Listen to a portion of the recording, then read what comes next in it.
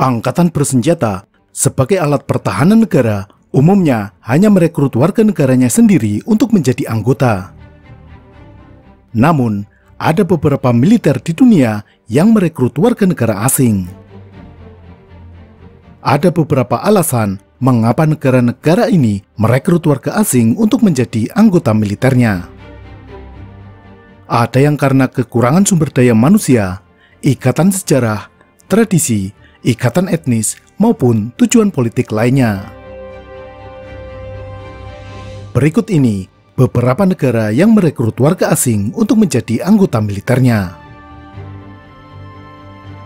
Yang pertama adalah Inggris. Inggris memiliki Brigade Gurkha yang berisi orang-orang Gurkha yang berasal dari wilayah Nepal. Tradisi merekrut orang-orang Gurkha ini berawal dari perang antara pasukan Inggris dengan kerajaan Nepal tahun 1814. Perwira Inggris terkesan dengan kegigihan orang-orang Gurkha ini di medan tempur. Akhirnya, Inggris menawari orang-orang Gurkha untuk bergabung dengan pasukan Inggris. Gurkha mulai bergabung dengan pasukan Inggris tahun 1817 dan ikut serta dalam berbagai operasi militer di wilayah jajahan Inggris di India. Inggris hingga saat ini terus mempertahankan tradisi merekrut prajurit-prajurit Gurkha dari Nepal.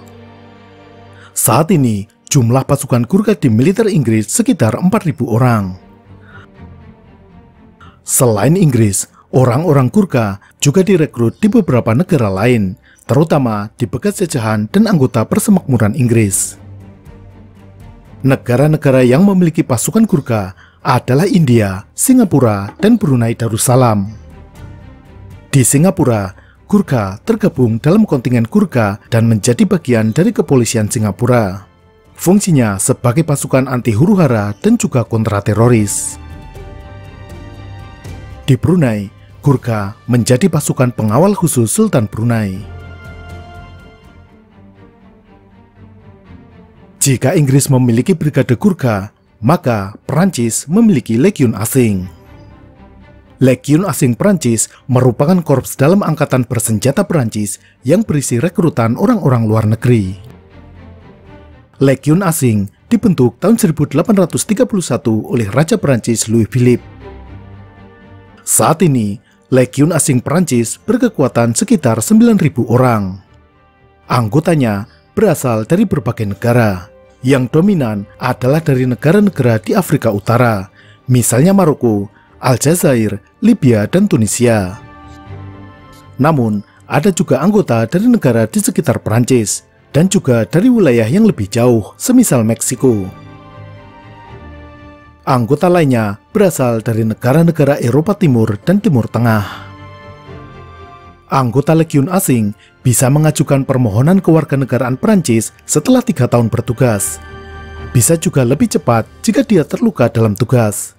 Segera setelah terluka, dia bisa langsung mengajukan kewarganegaraan meskipun belum mengabdi 3 tahun. Selain Prancis, negara yang memiliki legiun asing adalah Spanyol, disebut sebagai Legion Española. Jika Prancis menerima anggota dari negara manapun, Legion Spanyol hanya menerima anggota yang berasal dari negara bekas jajahan Spanyol, terutama di Amerika Latin, misalnya Argentina, Bolivia, Kolombia, Meksiko, dan lain-lain. Beberapa negara merekrut warga negara lain dengan alasan etnis atau pertalian darah. Salah satu contohnya adalah Yunani. Orang-orang berdarah Yunani yang lahir dan tinggal serta telah menjadi warga negara lain diperbolehkan mendaftar di Akademi Militer Yunani dan menjadi anggota militer. Tentunya dengan beberapa syarat. Salah satu syaratnya adalah masih fasih berbahasa Yunani. Mirip dengan Yunani, Israel juga menerima anggota militer dari luar dengan faktor garis keturunan. Orang-orang berdarah Yahudi dari seluruh dunia bisa mendaftar menjadi tentara Israel. Bahkan, keturunan campuran juga bisa mendaftar, dengan syarat memiliki minimal 1 orang kakek atau nenek Yahudi. Vatikan memiliki pasukan keamanan yang disebut sebagai Garda Swiss. Sesuai namanya, anggota Garda Swiss berasal dari negara Swiss, tentunya yang beragama Katolik. Personil Garda Swiss mendapatkan kewarganegaraan Vatikan, namun sifatnya sementara, hanya selama bertugas menjadi Garda Swiss. Negara-negara dengan jumlah penduduk relatif kecil kadang kesulitan sumber daya manusia untuk direkrut menjadi anggota militer. Maka mereka membuka lowongan bagi orang-orang asing. Bahrain dengan populasi sekitar 1,5 juta jiwa merekrut warga negara luar untuk menjadi tentaranya. Sebagian besar berasal dari negara-negara Arab dan Pakistan. Belgia juga membuka diri bagi warga negara asing untuk bergabung di militernya. Namun, ini hanya terbatas bagi warga negara yang tergabung dalam Uni Eropa. Warga Uni Eropa berusia di atas 18 tahun bisa mendaftar menjadi anggota militer Belgia.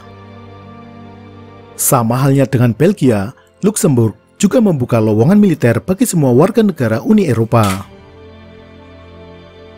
Monaco juga negara kecil dengan populasi hanya sekitar 40.000.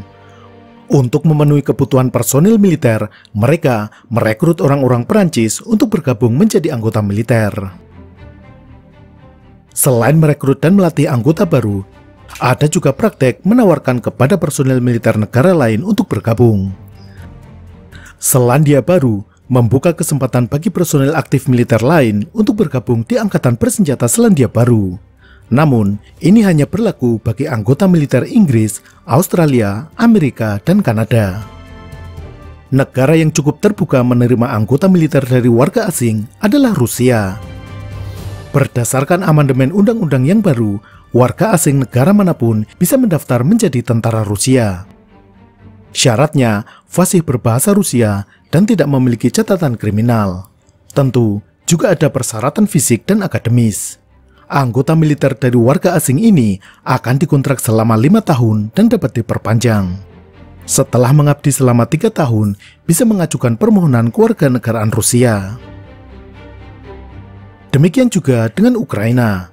Ukraina sejak tahun 2015 juga mempersilahkan warga negara manapun untuk mendaftar menjadi anggota pasukan Ukraina. Dan tentunya saat ini kebutuhan tersebut semakin meningkat. Di Amerika Serikat, warga negara asing juga dimungkinkan untuk bergabung menjadi anggota militer Amerika. Ini berlaku bagi pemegang green card, yakni warga asing yang memiliki izin tinggal tetap di Amerika atau permanent residence. Anggota militer berkewarganegaraan asing ini berpeluang besar mendapatkan kewarganegaraan Amerika jika pernah dikirim ke medan perang. Australia juga membuka pendaftaran bagi permanent resident, dengan syarat mereka telah mengajukan permohonan kewarganegaraan Australia. Australia juga membuka kesempatan bagi veteran militer negara sekutu yang telah memiliki pengalaman militer. Itulah negara-negara yang merekrut warga negara asing untuk menjadi tentaranya. Jadi, bagi kalian, ada kesempatan untuk bisa bergabung menjadi tentara Perancis, Rusia, Ukraina, atau Bahrain. Tetapi, berdasarkan undang-undang di Indonesia, ketika seseorang masuk dalam dinas tentara asing, orang tersebut akan kehilangan kewarganegaraan Indonesia. Kecuali jika sebelumnya ada izin khusus dari Presiden. Sampai jumpa.